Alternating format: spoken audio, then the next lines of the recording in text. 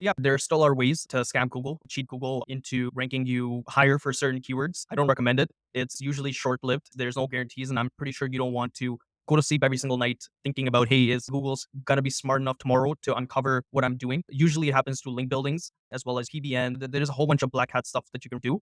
I would steer clear from it because Google has lived up to their promise where they are trying to deliver the best results for the queries. And they have really delivered on this promise. As a result, they have gained market share over the last 10 years. They've gone from 67% to 83% or something of market share. They are the best search engine because they are able to root out scams. They're able to root out people who are manipulating their algorithm, and they're able to deliver the best results. So the best hack you can do is create the best content. Take your time, write great content, do the keyword research, think about what questions people are going to ask as they're reading the content. Think about what experts you can tap to contribute to your article so you have unique quotes. Think about how you can promote the article once it is live. If you do that, you're going to rank higher naturally. Google is smart enough. Believe me. If you're doing some stuff, they're likely to catch on to you. So that would be my advice. The best way to hack Google is to deliver content which your audience wants to read and consume and will share and will scroll through and read to the end.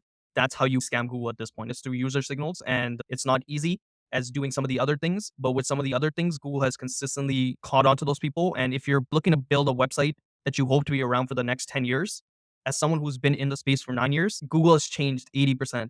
Like what was going on 9 years ago cannot happen now. Just can't. You'll get nowhere with those strategies. In 10 more years, and if you hope your business is around till then, probably steer clear and just do the right things. It's not rocket science. Just create really good content that your audience wants to consume.